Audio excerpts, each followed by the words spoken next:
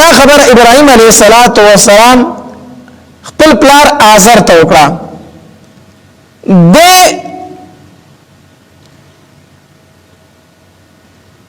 مفسرین لیکلي وي دا آزر د لقب وو، خپل نوم د تاریخ وو او آزر لقب وو. د لوی راهب وو د دغه زمانه. تفسیر خازن لیکي وی د نمرود د بادشاہي ټول عشر هغه به د اغستو، یعنی د نمرود په بادشاہي کې د پسنو څومره عشر راتله هغه ټول د کور تطلو. یو دومره لوی راهب او د نمرود په سر با د تاج کې خودو دا شرافت د حاصلو چې د نمرود په سر تاج کې خودو. وی د پکور کې سلور سو جنکې خادمان وي، دا ټول د منخت خلکو ورته منخت کړو. دا دومره لوی پیرو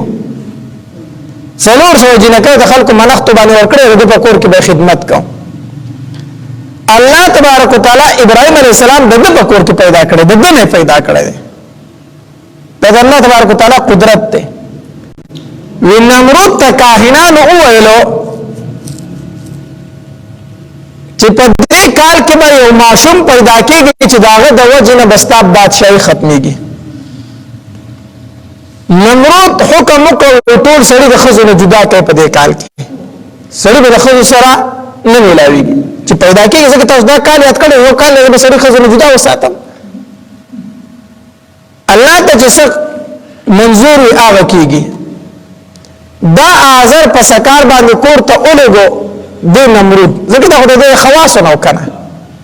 چې دا ولګو بس اتفاقی د خپل بیبي سره میلاو شو. چې میلاو شو نو د بیبي حملدار شو په ابراهيم عليه السلام سره. کاهنان ورته وویل وی هغه ماشوم د مور ګېډې ته تللی دی، د مور ګېډې ته تللی دی. نمرود حکم وکړ بس په دې کار کې چې کوم ماشوم پیدا کیږي هغه وجنای، چې مور ګېډې ته پیدا کیږي بکنه چې کوم ماشوم پیدا کیږي وجنای. د ابراهيم عليه السلام مور چې په ابراهيم عليه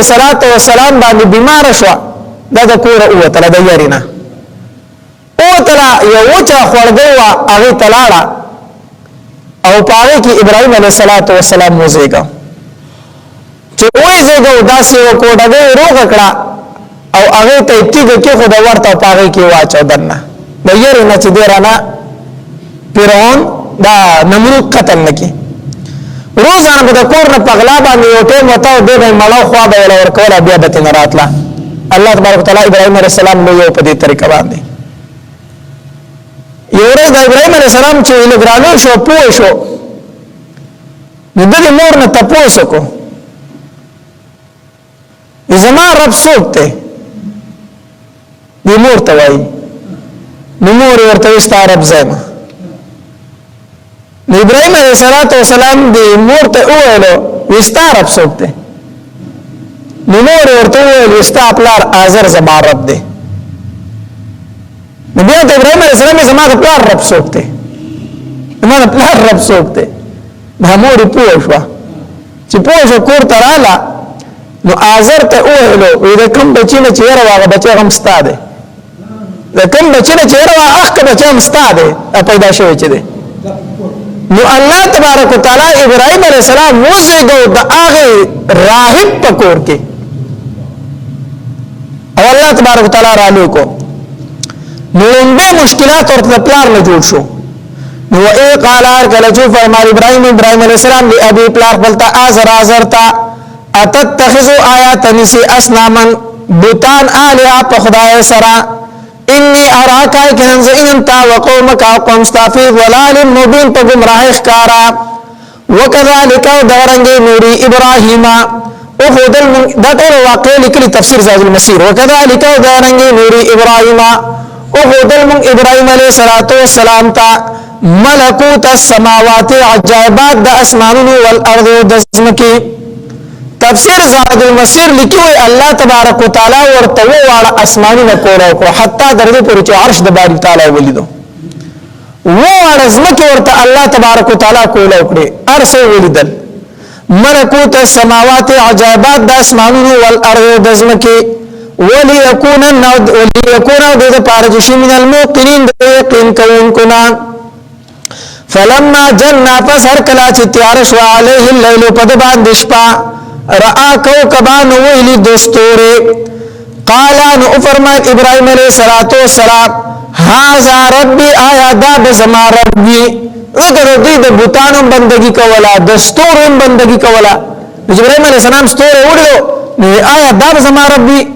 مفسرین لیکلي وي د دین زهره ستوره مراد ده زهره ستوره دا یو خاص ستوره دی بدايه بندگی کولا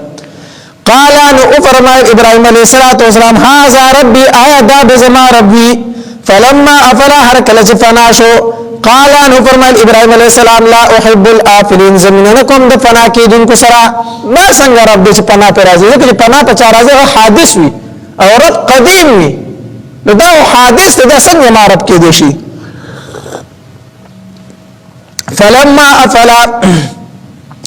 فلما افلا هر کله چې فنا شو قال فرمای ابراهيم عليه السلام لا احب الافلين زمیننکم د فنا کیدونکو سره فلما را القمر فسر کلا چې ویل د سپمې بازغان پلکیدونکي قال فرمای ابراهيم عليه السلام هاذا ربي آیدا بزما ربي ذکر د سپمې بندګیم کولا قال فرمای ابراهيم عليه السلام فلما افلا هر کله چې فنا شو سپمې قال نو فرمای ابراهيم عليه السلام لئن لم يهدني کجری خون نه کړه ما ته ربي رب زما لا اكونن خامخون بزو من القوم الظالمين د قوم گمراهانو ما بم دسبنګ بندګی نن کولا کومه الله خون نه کړه فلما را الشمس فسر کلا چې ویل د نور بازغتن پلکیدون کې قال فرمای ابراهيم عليه السلام هاذا ربي آیا دا زما ربي هاذا اکبر دا خډیر لوی دی یعنی تاسو دا خدای نور نه لوی دی د سپمې د ستورو په کې به دا رب غت تاسو په ګمان باندې فلما افات فسر کله چې فنا شو قال فرمای ابراهيم عليه السلام یا قومي او قوم زما اني بريء يكن زبيزار امام مما دارسنا تشركون جتاسو شریک وي د الله تبارک وتعالى سره اني وجهت يكن تابع کړه ما وجه خپل ځان للذي خذات فطر السماوات چې پیدا کړی اسمانونه والارض ازمکا حنيفا مایلیم د باطل حق تا وما انا ونمزو من المشرکین د مشرکانو نام وحاجه جګړه وکړه د سره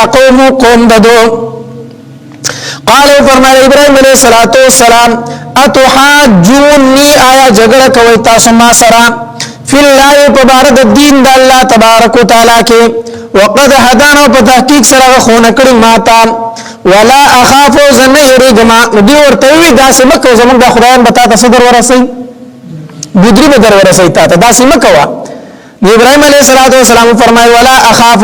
زنهرجما ما د سزا د غنا تشركون چې تاسو شریک جوړوي به د الله تبارک وتعالى سره الا ان شاء مگر هغه چې غالي رب زما زما رب ما تکلیف راکې رارس استاد خدای ما سره اس نشي کوله وسع ربي فراحت رب زما كل شيء د هر شي علما په اعتبار د علم سره افلا تذكرون آیات سنسیت قبل وی وكيف اخاف سنگ زوير جما ما د اغسنا اشركتم چې شریک جوړ کړی تاسو د الله تبارک وتعالى سره ولا تخافون او تاسو نه یریږئ انکم اشرکتم تاسو شرک کړی بالله د الله تبارک وتعالى سره ما دایسو لم ينزل چې نه نازل کړی به بمعبودیته داو په بندګۍ باندې علیکم تاسو سلطانن سدلیل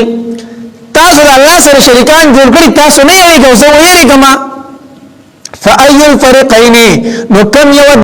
ان کنتم تعلمون کچری تاسو پوئی گئی یلبسو او گڑنکو ایمان خفل بظلم د شرک سرا ظلم مراد دل تسشنے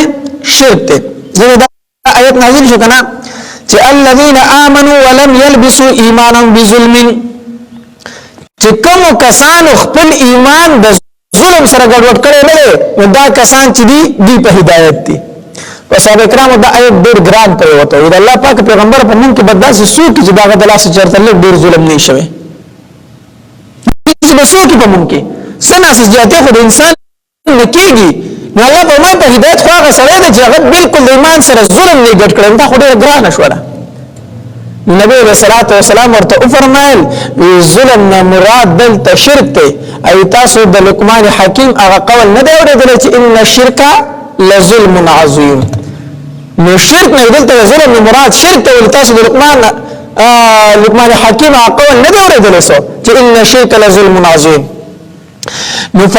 چې د ایمان سره شرک ګډ وډ دا سره په هدایت نه دی الذين كسان امنوا چې ایمان راوړل ولم يلبسوا ګډ نه کړو ایمانم د ایمان خپل سره بظلم شرک اولئک دا کسان لهم الامن دل را امن ده وهم مهتدون دی په هدایت مند دي نو دلته ولم يلبسوا ایمانا بظلم تفسیر زاد المسیر د دې معنی کوي ولم يخلطوه بشرك ایمان نه ده ګډوډ کړي د شرک سره